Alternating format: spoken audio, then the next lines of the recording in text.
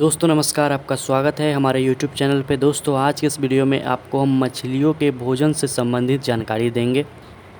आज के इस वीडियो में हम आपको यह भी बताएंगे कि कितने तरीक़ों से आप मछलियों को भोजन खिला सकते हैं, कौन सा तरीका मछलियों को भोजन देने का सबसे अच्छा है, कौन से तरीके से मछलियाँ भोजन करके सबसे अच्छा बढ़वार लेती है और किस समय हमें किस तरीके से मछलियों को भोजन देना चाहिए।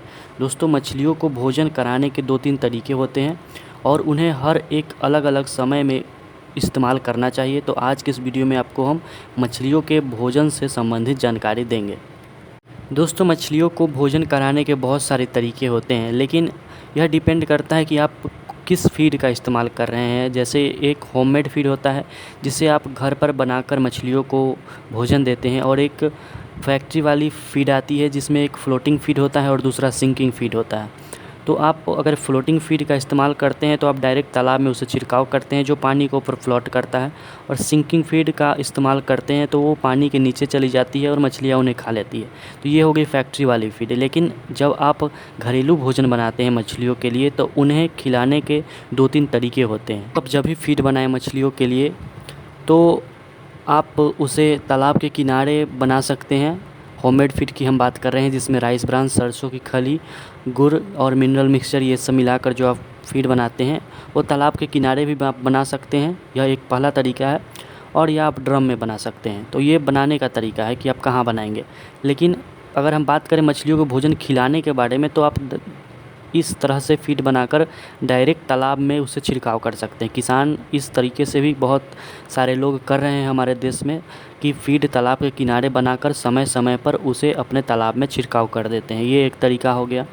दोस्तों इस तरीके में क्या है कि पूरी तरह से मछलियाँ इन फ़ीड को नहीं खाती है। जब भी आप सरसों की खली का छिड़काव करेंगे वो तो तालाब में मिक्स हो जाएगी तालाब के पानी में, लेकिन उसमें अगर आप मकई का दर्रा मिलाए हैं या गेहूँ का या चावल का या राइस ब्रान, ये सब जो भी चीज़ें होंगी वो नीचे जाकर तली में बैठ जाती है। तो यह एक तरीका है मछलियों को भोजन देने का जिसमें बहुत अधिक मछलियाँ पूरी तरह से भोजन नहीं कर पाती है, यानी कि जितना मछली को चाहिए उतना भोजन वो नहीं करती है डायरेक्ट तालाब में छिड़काव करने से। दोस्तों यह हो गया पहला तरीका जिससे किसान भाई मछलियों को भोजन देते हैं। बहुत अधिक मात्रा में किसान ऐसे ही भोजन देते हैं, तालाब के आसपास भोजन बनाकर और समय समय पर उसे तालाब में छिड़काव कर देते हैं। दोस्तों दूसरा तरीका होता है आप भोजन बनाकर उसे बैग फीडिंग करा सकते हैं। जैसे कि ठंडी के दिनों में बहुत सारे किसान भाई क्या करते हैं कि बैग फीडिंग कराते हैं। बैग फीडिंग को डिमांड फीडिंग भी कहा जाता है।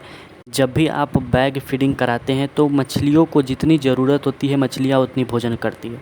आप किसी भी रस्सी से बांधकर किसी बोरी में लटका देते हैं तालाब के बीचों बीच या तालाब के साइड साइड में, तो मछलियों को जितना भोजन करना होता है मछलियाँ उतनी भोजन करती रहती है अपने ज़रूरत के अनुसार। इसमें क्या होता है कि भोजन बहुत ही अच्छे से मछलियाँ खाती है और भोजन का बर्बादी भी नहीं होता है, भोजन बर्बाद नहीं होता है।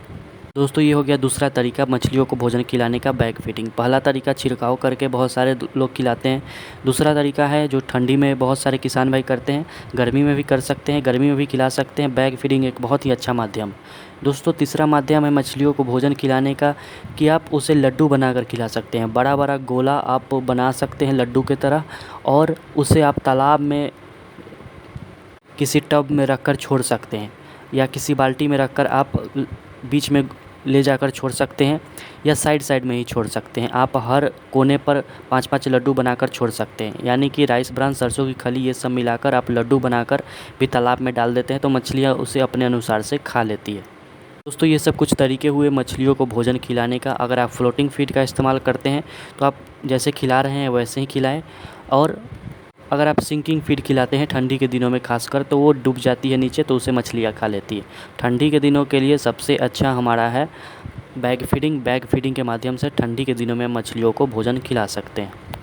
दोस्तों ये सब कुछ तरीके हैं जिनसे आप मछलियों को भोजन खिला सकते हैं।